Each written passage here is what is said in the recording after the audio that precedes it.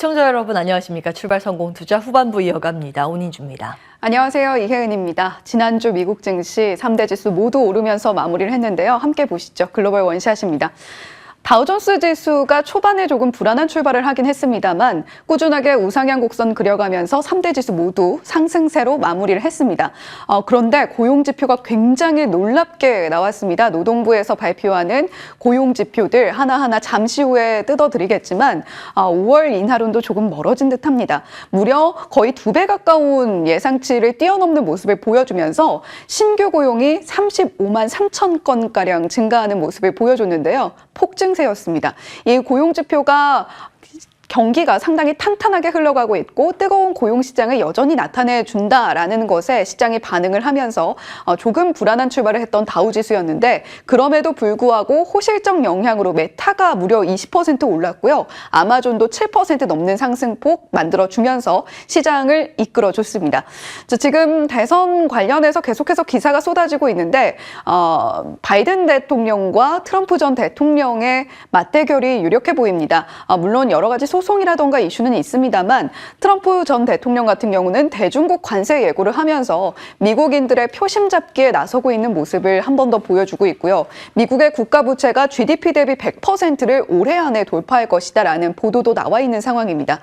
지금 고용지표 방금 말씀을 드렸는데 이에 따라서 국채금리 수익률 다시 한번 급등하는 모습을 보여줬다라는 점도 계속해서 투자의 유의점으로 참고해 보시면 좋겠고요. 상세한 종목들 내용, 인텔이 오하이오에 지으려던 200억 달러 규모의 공장을 건설 지연한다라는 이야기가 들려왔습니다. 이에 따라서 2% 가까운 낙폭 보여줬고요. 테슬라는 계속해서 좀 돌파구가 필요해 보이는데 리콜 소식이 또 들려왔습니다. 거기다가 월스트리트 저널이 연초부터 계속해서 머스크 CEO의 마약 투약 의혹을 보도하고 있는데 또 한 번 단독 보도가 나오면서 머스크 CEO의 리스크도 재차 부각되고 있는 모습입니다. 일단 금요일 주가는 0.5% 약보합권에서 마무리를 했습니다. 자, 과연 S&P 500 지수는 이번 주에 5,000포인트를 돌파를 해낼 수 있을까요? 그 부분이 관전 포인트가 될 것 같은데요. 일단 실적이 잘 나와줘야겠습니다만 매그니피센트 7 종목들 중에서는 엔비디아가 2월 말에 실적 발표 앞두고 있는 것을 제외하면 6개 기업이 모두 실적을 내놓은 상황입니다. 실적에 따라서 좀 한 주간의 등락률이 엇갈리는 모습을 보이는 것도 역시 핀비즈맵을 통해서 확인하고 계신데요. 일단 3대 지수 모두 한 주간의 등락률 보시면 나스닥이 가장 적은 폭이긴 했습니다만 1% 가까이 오름세를 보였고요. 다우존스 지수, S&P 500 지수 모두 상승으로 마무리를 했습니다. 다만 지난 금요일 시장에서 러셀 2000 지수 중소형주들이 좀 부진한 모습을 보여줬고요. 여기에는 지역은행들의 주가 하락도 함께 영향을 미친 것으로 풀이가 됩니다. 필라델피아 반도체 지수도 1% 넘게 올랐다는 점 포인트로 삼아 보시면 좋겠습니다. 자, 명절엔 블록버스터가 제맛인데 고용지표가 블록버스터급으로 나와버렸습니다. 신규 고용이 35만 3천 건으로 예상치 18만 7천 건을 크게 뛰어넘는 모습을 보여줬고요. 1월 실업률, 시간당 임금 상승, 민간 신규 고용 전반적으로 모두 시장의 예상치를 뛰어넘는 서프라이즈 지표가 발표가 됐습니다. 지금 신규 실업수당 청구 건수라던가 민간 지표 그리고 고용비용지수 ISM 제조업 PMI에서 발표하고 있는 고용 지표를 살펴봤을 때는 고용시장이 식어가는 것 같았는데 막상 고용 보고서를 열어보니까 굉장한 서프라이즈 지표가 발표가 됐습니다. 물론 미국 같은 경우는 1월에 약간의 데이터 왜곡이 있기 때문에 이를 조정하기 위해서 계절 조정을 해서 데이터를 발표하곤 하는데요. 이 부분이 좀 과하게 보정된 것이 아니냐라는 지적도 월스트리트 저널 보도를 통해서 제기가 되고 있습니다. 그만큼 굉장히 놀라운 고용 지표가 나왔다는 것에 시장이 잠깐 깜짝 놀라는 모습을 보여줬고 국채금리 수익률도 일제히 급등세를 보여줬습니다. 특히 2년물이 4% 넘게 뛰어올랐고요. 10년물은 다시 4%를 넘는 국채금리 수익률을 보여주는 것도 확인이 됐습니다. 달러 인덱스도 덩달아서 크게 상승하는 모습을 보여줬는데 우리 환율에는 얼마나 영향을 미치게 될지 계속해서 체크해 보시면 좋겠고요. 패드와치상으로 3월 인하 확률 지난주에 46.2%였는데 20.5%로 크게 크게 떨어졌습니다. 5월 동결 확률도 1주 전과 비교해서 10%포인트 넘게 뛰어오르는 모습을 보여주면서 이제 연준이 금리 인하를 3월에 할 것 같다라는 시장의 전망치가 크게 위축되고 있는 모습도 함께 체크되고 있으니까요. 과연 특히 또 파월 의장이 오늘 또 관련해서 CBS 인터뷰가 있습니다. 어떤 이야기 내놓을지까지 함께 체크해 보시면 좋을 것 같습니다. 영원한 건 절대 없는 것 같습니다. 지드래곤이 이 이야기를 이미 노래를 통해서 담아낸 바가 있는데요. 메타가 실적 발표를 내놓은 이후에 무려 하루 동안 20%가 넘는 상승폭을 기록을 했습니다. 이렇게 덩치가 큰 종목이 20%나 뛰어오른다는 건 굉장한 상승이다라고 풀이가 되는데 여러 가지 호재가 있었습니다. 사상 첫 배당 결정을 했고요. 여기에다가 500억 달러 규모의 자사주 매입도 발표를 했다라는 소식 지난주 당잠사에서도 전해드린 바가 있습니다. 그런데 이 사상 첫 배당이라는 포인트도 주목을 해보셔야 될 게요. 다우존스 지수 편입에 대한 가능성이 거론이 되고 있습니다. 다우존스의 배당금을 지급하기로 결정한다는 것만으로 무조건 편입된다는 보장은 없습니다만 그럼에도 그 가능성 자체가 상당히 올라갔다라는 것, 그에 따라서 수급이 유입될 수 있다라는 것에 시장이 환호를 하고 있는 거고요. 특히 어닝콜에서 광고 매출이 올라간 데에는 AI 활용이 굉장히 큰 역할을 했다라고 발표를 했던 부분도 시장에서 크게 반응이 나오고 있습니다. 사실 우리가 매그니피센트 이전에 빵이라는 용어가 있었죠. 2017년에 짐 크레이머가 페이스북, 애플, 아마존, 넷플릭스, 구글을 통틀어서 빵이라는 용어를 설정을 한 바가 있습니다. 그런데 이제는 그 이후에 매그니피센트 7, M7 종목이 있었고요. 그중에서 또 조정이 필요하다라는 이야기가 나옵니다. 골드만삭스에서는 팹4, 패뷸러스 4라고 해서 마이크로소프트, 아마존, 메타, 그리고 엔비디아 이렇게 4종목으로 우리가 시선을 옮겨야 된다. 대신에 매라는 것은 우리가 별로 좋지 않다라고 이야기를 할 때 영어의 감탄사라고 보시면 되겠는데요. 별로인 3개 종목, 애플, 테슬라, 알파벳 이렇게 선정을 하고 있고요. 레이몬드 제임스에서는 M&M 초콜릿처럼 달콤한 수익을 준다는 의미일까요? 마이크로소프트, 엔비디아, 메타의 앞글자를 따서 또 이렇게 M&M을 주목해보자라는 이야기를 하고 있습니다.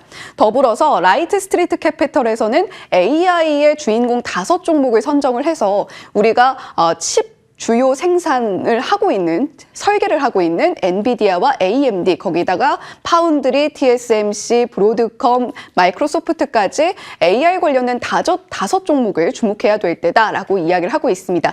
과연 어느 기관의 용어가 선정이 되게 될지까지 우리가 한번 주목을 해보면 좋겠고요. 이번 주에 또 다양하게 일정이 자리하고 있는데 10년물, 30년물 발행금리 나옵니다. 이와 함께 연준 인사들의 다양한 발언들도 함께 예고되어 있고 일라이릴리 같은 주요 기업들의 실적 발표도 예고되어 있으니까요. 이 부분까지 함께 체크해 보시면 좋을 것 같습니다. 네, 지난 주말 사이에 또 입춘이 와서 봄입니다, 사실상. 절기상 어제 입춘이었죠. 네. 봄의 시작입니다. 오늘은 봄비가 내리는데 저 요청하고 싶은 게 한 가지 있습니다. 네. M7 브리핑을 하면서 노래 가사를 제목으로 잡았는데 그쵸. 노래가 생각이 안 나요. 영원한 건 절대 없어. 좋습니다. 정말 영원한 건 절대 없는 듯 싶습니다. 전주에 우리 시장도 그랬는데요. 보시죠. 1월 한 달간 얼마나 힘들었습니까? 영원히 꼴찌일 것 같았던 그 반란이 나왔습니다. 꼴찌의 반란이라고 주제를 잡아봤는데요. 함께 보시죠. 주간 등락률 국가별로 나와 있습니다. 주요국 가운데 가장 안 좋았던 건 코스닥 지수였지만 가장 좋은 건 또 역설적이게도 코스피가 위치해 있습니다. 그 다음이 호주 다우, 프랑스 스톡스 600, 영국 2순입니다. 주간 단위로 보면 코스피는 5.5%의 급등세를 시현했습니다. 코스닥 지수는 주간 단위로는 2.6%, 2.7%가량 조정을 받았지만 전거래일에는 2%대 나름 또 화끈한 반등세를 시현해 줬습니다. 코스피는 전일장 3% 가까이 폭등세를 시현했죠. 코스피가 3%다. 정말 강한 상승세라고 볼 수 있는데요. 금요일에 코스피 기록 정리를 해봤습니다. PER 기준으로 10배 정도, PBR 기준으로 0.9배 정도. 이걸 장부가 가치로 환산을 하면, 즉 청산 가치라고 하죠. PBR 1배를 기준으로 코스피를 환산을 하면 대략적으로 2,650에서 2,680선이라는 결과가 나오는데, 사실 상승의 룸이 아주 크지는 않습니다. 그런데 매수 주체가 외국인이라는 점이 반갑죠. 외국인이 이런 거 보지 않고 패시브 자금 성격으로 계속 매수를 해준다면 어디까지 갈 수 있을까? 이번 주의 관전 포인트입니다. 외국인이 코스피에서 2조 원 가까이 순매수를 보였습니다. 기록인데요. 2000년 이후 일간 기준으로 보면 두 번째 기록, 그 앞선 첫 번째 기록이랑 차이는 많이 안 납니다. 2000년 1월 11일에 외국인이 우리 시장 코스피에 2조 3천억 원 순매수를 보인 적이 있었는데 거의 이제 근접치까지 기록을 했죠. 지난주 금요일 당잠사에서 패시브 자금 유입 가능성을 체크해 드렸습니다. 또 다른 관점, 냄새가 나는데 라는 제목 기억을 하실 텐데요. 미국 연방 공무원 퇴직연기금 벤치마크가 변경될 예정이라는 점 지난해에 11월에 발표를 했고 12월에 방송에서 전해드린 바 있습니다. 이때 리밸런싱 하면서 우리나라의 비중이 늘어날 것으로 추정이 되는데 그 규모가 남다릅니다. 예전에요. 2022년 11월부터 2023년 3월 6개월간 리밸런싱이 텍사스 교직원 퇴직연기금 개정에서 진행이 됐는데 그때 우리 시장에 유입된 자금 대비했을 때 이번에 들어올 것으로 추정되는 자금이 무려 4.6배 정도 달할 것이라고 예상이 되고요. 지지난해 6개월간 텍사스 교직원 퇴직연기금 리밸런싱 때 우리나라 외국인의 순매수 규모가 이렇게 뽕 뛰어 올랐습니다. 그 직전 월인 10월에 비해서 외국인 수급 전환이 굉장히 강했고 지수도 탄력적인 흐름을 보여왔는데 이번에 이 수준보다 더 강하다. 어디까지 갈 수 있을까요? 외국인의 순매수 규모를 따져가실 때 국가별 포지션이 나오거든요. 미국 쪽에서 어느 정도 나오는지 대략적으로 이제 계산하면서 체크해 보실 필요는 있겠습니다. 자, 그러면 외국인들은 어떤 종목을 담았을까? 계속 살펴볼 필요는 있겠죠. 매수 주체가 지속적으로 외국인이 된다라고 만약에 관심을 두신다면 이 수급 상황을 면밀히 들여다보셔야 되는데요. 전일장 기준입니다. 코스피고요. 외국인이 보면 노란색 저 PBR주를 가장 많이 담았습니다. SK 하이닉스의 최대 주주고 이제 거의 수익이 배당금 쪽으로 맞춰져 있기 때문에 여기 배당에 관심을 둔 외국인이 순매수한 것으로도 볼 수 있고요. 나머지는 초록색으로 제가 표시를 해놨는데 지수 추종입니다. 그리고 기관이 전일장 담은 쪽을 보면 저 PBR도 있지만 여기는 또 지수 추종이 훨씬 더 많습니다. 그러니까 코스피가 조금 더 올라갈 것 같은 데에 베팅한 물량들이 꽤 많았다는 것도 확인해 보실 수 있습니다. 사실 더블 배당 이야기 그리고 정부의 코리안 디스카운트 해소 의지, 정부의 의지 등등을 거의 한 달 넘게 하루가 멀다 하고 당잠사에선 브리핑을 해드린 것 같습니다. 12월부터 보여드렸던 그 화면이고요. 여기에 자동차하고 금융, 지주, 증권, 보험 등등 다 있죠. 배당 기준일 체크해 보시기 바라겠고요. 그 최근래에 들어서 이 관련 기사가 많이 생산되고 있다는 걸 확인해 보실 수 있습니다. 이 당시에는 기사가 없었거든요. 그래서 이제 구석에 있는 리포트들을 막 샅샅이 뒤져서 정리를 해드렸던 건데 그만큼 시세가 단기간에 급등을 하고 기사의 재생산률이 많아졌다라는 건 지금부터는 수급 고민을 해보셔야 된다는 걸 의미하기도 합니다. 그래서 일정 체크해 보시라고 정리를 해봤습니다. 이 일정이 맞닿아서 언젠가 새로운 뉴스가 될 수도 있기 때문에 그 여부를 체크해 보실 필요는 있는데요. 당장 오늘은 한국기업 거버넌스 포럼이 오전 10시 30분에 예정이 되는데 여기에서 기업 밸류업 프로그램 시뮬레이션 결과를 발표합니다. 여기까지는 아직 시장은 좀 관심을 둘 것이라고 증권가에선 입을 모아 얘기하고 있는데요. 2월 말 혹은 3월 말 중에 예정돼 있는 구체적인 방안 발표라던가 최종안 확정 이 일정과 맞닿아서 이제 매도 물량이 나오는지 여부는 종목별로는 따져보셔야겠습니다. 자, 시장 분위기가 좋아서 와 이제 갈 것 같다라는 생각이 좀 드는 요즘이기도 한데 사실은 흥부는 금물입니다. 미증시 전거래일에 주말 사이에 올랐는데 자세히 보시면 중소형주 중심의 러셀 2000 지수는 빠졌고요. 그리고 한국 추종지수 MSCI 한국 지수는 올랐지만 코스피 200 선물 지수는 뭐 크게 오르진 못하고 보합 수준에서 마무리가 됐습니다.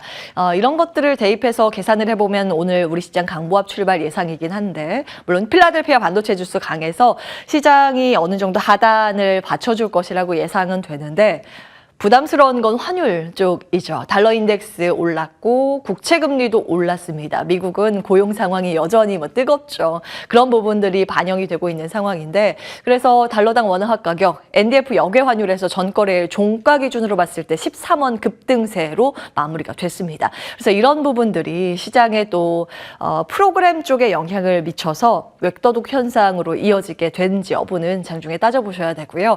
오늘 우리 시간으로 개장과 동시에 파월 의장의 입이 열립니다.